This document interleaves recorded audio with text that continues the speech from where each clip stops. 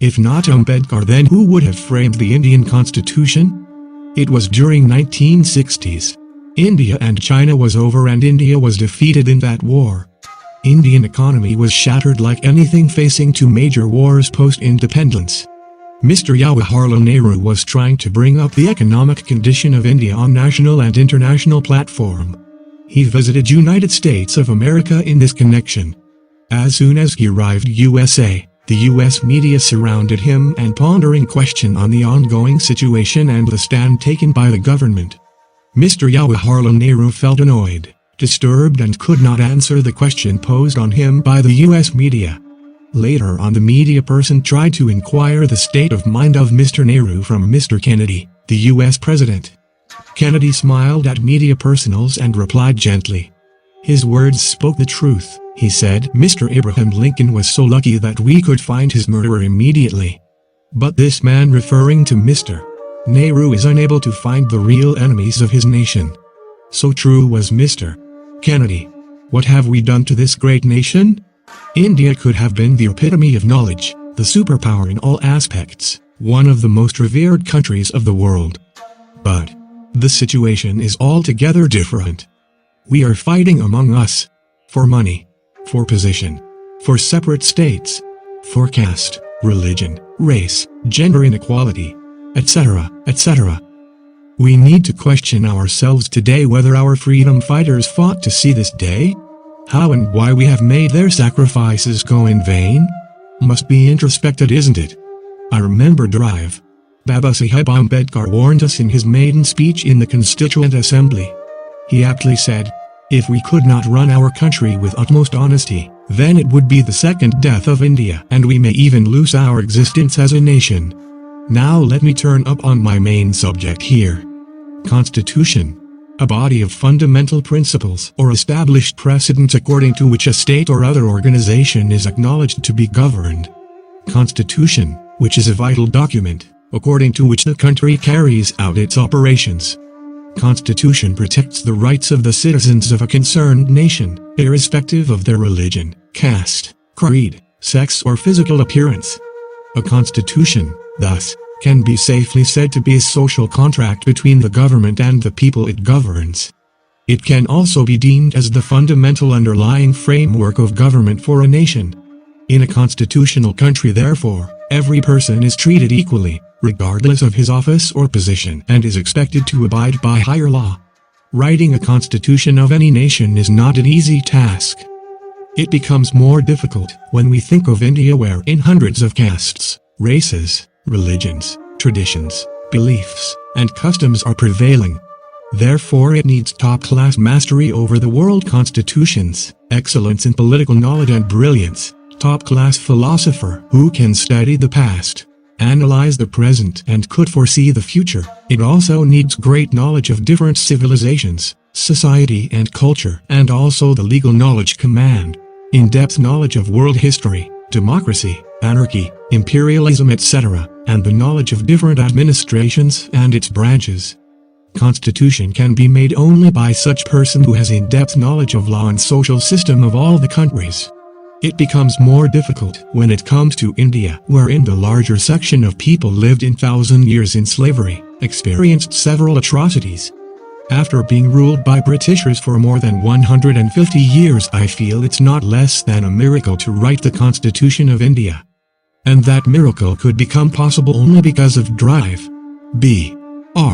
Ambedkar. It is well known that the Indian society has never digested the fact that the greatest constitution has been written by an untouchable. Therefore it is evident that time and again Dr.B.R.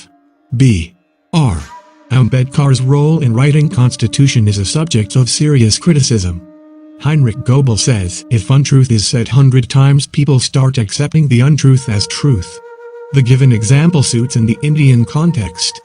It has been seen for 64 years now. Every small or big so-called writer and intellectual, including the masses who are least aware of Constitution, criticize Dr.B.R. Ambedkar for writing Constitution and also denies that he is the father of Indian Constitution. It is natural that their stomach pain with the fact that the Constitution has been written by an untouchable. Right from Valmiki Chowdhury to Arun Shourie, and Vallabhbhai Panth to Mr. L. K. Advani. Each of them and many others criticized the Indian Constitution and Dr.B.R. Ambedkar's role as the father of the Constitution. Arun Shourie few years back tried by omitting his anger on Dr.B.R. Ambedkar and his followers by saying that the followers of Ambedkar seems to be fool as they revere Indian Constitution as their religious text and Ambedkar as their god. I would like to refer one incident of constitutional making. In his book Constitution in Making, Mr.B.N.Rao writes that he and a committee of few members traveled all over the world for recommending B.N.Rao's name for writing Indian Constitution. Later on, the same committee goes to England and meets Professor Jennings, a renowned political science philosopher. Professor Jennings laughs at them and says that there is one person in your own country whom we refer several times. He is political science genius having abundant knowledge and command on all the world constitutions and political science. His name is Dr.B.R.Ambedkar. Professor Jennings further adds to his comment that, I don't understand why you people are traveling everywhere when there is already a master of all world constitutions in your own country. Mr. B.N.Rao and other committee members felt insulted by Jennings' comments. After being insulted, the said committee headed by Mr. B.N.Rao returns to India. Mr.Mukundrao Jayakar resigned from his candidature and gave his seat to Dr.B.R. Ambedkar. As a result, we see Dr.B.R. Ambedkar in the parliament being elected from Bombay. It was not an easy task for Babasaheb Ambedkar to write the constitution. We all know how Congress conspired against Babasaheb's election from Kalana, West Bengal, undivided India and parted Kalana in Pakistan, though the Hindu population was above 60%. Congress did not stop here. I would like to mention Mr. Vallabhbhai Patel's words. He says, I have closed all the doors and windows of the parliament and myself standing on the main gate and will see how Ambedkar enters the parliament. Such was the hatred mindsets were playing games against Babasaheb. It is well known to all of us that everyone raises doubt on the role of Dr.B.R. in framing the Constitution. It indeed makes me sad thinking that Indian society has never accepted the truth that the Constitution has been written by Dr. Babasaheb Ambedkar. They not only criticize him but also go to the extent saying that he was not the only person who contributed in writing the Constitution. They step ahead and question Ambedkar's credibility, saying that he copied most of the part of the Constitution from various democratic constitutions of the world, such as Canada, Australia, USA and Switzerland. As we all have enough literature which can prove that writing the Constitution could become a reality just because of Dr. Babasaheb Ambedkar. To make my stand absolute and apt, I would like to clear the reader's doubt herein. Apart from B.R. Ambedkar, the following members were there in the drafting committee. 1. N. Gopal Swami Iyengar. 2. A Lady Krishna Swami Iyengar. 3. Said Muhammad Sadullah. 4. K. M. Munshi. 5. B. L. Mittal. 6. D.P. Kaitan T. Krishnamachari. After the death of Mr. Kaitan in 1948. Rajendra Prasad was the president of Constituent Assembly. It is evident that, though there were the above committee members in the drafting committee, not even a single person worked for framing up the Indian Constitution. I would like to remind few statements made by the eminent personalities. They are as follows. There were 7 members appointed in the Constitutional Assembly, one of them resigned, whose place was empty all the time. One person died and that place was also empty. One member used to live in America, ultimately his place also remained empty. One member was busy with his political duties and could not spare time in the assembly. 1 or 2 people were out of Delhi, hence it was impossible for them to adjust in Delhi's cold weather. Ultimately, the whole responsibility of framing of Constitution shouldered on Ambedkar. We all are obliged and grateful to Ambedkar, who could complete the tough task of drafting the Constitution alone. Therefore his work is truly appreciable. Mr. Krishnamachari in Constitutional Assembly Debate, vol.7.page.231. I would not accept that drive.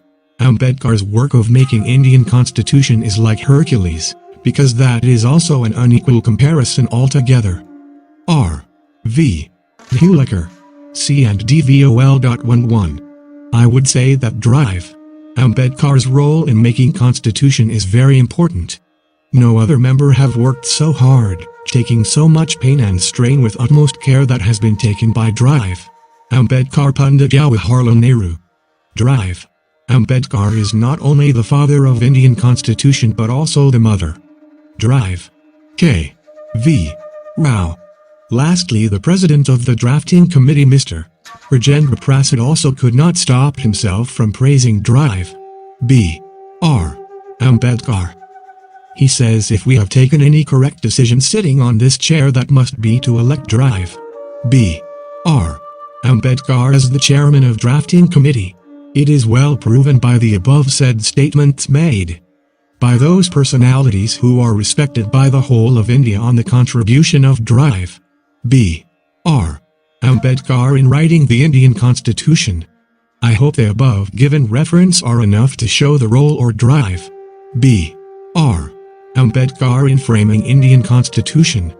The above statements are of those national leaders whom everyone reveres with utmost respect. If we deny these statements, then it means we don't accept the above names and do not respect their statements too. I don't think we need other references to prove furthermore the role of drive. B.R. Ambedkar in writing Indian Constitution. Is the Indian Constitution copy-pasted from the British Constitution? Here is an answer by Dr. Ambedkar himself to the same accusation in the Constituent Assembly debate stated the 4th of November 1948. It is said that there is nothing new in the draft constitution, that about half of it has been copied from the Government of India Act of 1935 and that the rest of it has been borrowed from the constitutions of other countries. Very little of it can claim originality. One likes to ask whether there can be anything new in a constitution framed at this hour in the history of the world. More than 100 years have rolled over when the first written constitution was drafted. It has been followed by many countries reducing their constitutions to writing. What the scope of a constitution should be has long been settled. Similarly, what are the fundamentals of a constitution are recognized all over the world. Given these facts, all constitutions in their main provisions must look similar. The only new things, if there can be any, in a constitution framed so late in the day are the variations made to remove the faults and to accommodate it to the needs of the country. The charge of producing a blind copy of the constitutions of other countries is based, I am sure, on an inadequate study of the Constitution. I have shown what is new in the draft Constitution, and I am sure that those who have studied other constitutions and who are prepared to consider the matter dispassionately will agree that the drafting committee in performing its duty has not been guilty of such blind and slavish imitation as it is represented to be. As to the accusation that the draft Constitution has produced a good part of the provisions of the Government of India Act, 1935, I make no apologies. There is nothing to be ashamed of in borrowing. It involves no plagiarism. Nobody holds any patent rights in the fundamental ideas of a constitution. What I am sorry about is that the provisions taken from the Government of India Act, 1935, relate mostly to the details of administration. I agree that administrative details should have no place in the Constitution. I wish very much that the drafting committee could see its way to avoid their inclusion in the Constitution. But this is to be said on the necessity which justifies their inclusion. Grote, the historian of Greece, has said that the diffusion of constitutional morality, not merely among the majority of any community but throughout the whole, is the indispensable condition of a government at once free and peaceable. Since even any powerful and obstinate minority may render the working of a free institution impracticable, without being strong enough to conquer ascendancy for themselves. By constitutional morality Grote meant a paramount reverence for the forms of the Constitution, enforcing obedience to authority acting under and within these forms yet combined with the habit of open speech, of actions subject only to definite legal control. and unrestrained censure of those very authorities as to all their public acts, combined too with a perfect confidence in the bosom of every citizen amidst the bitterness of party contest that the forms of the Constitution will not be less sacred in the eyes of his opponents than in his own.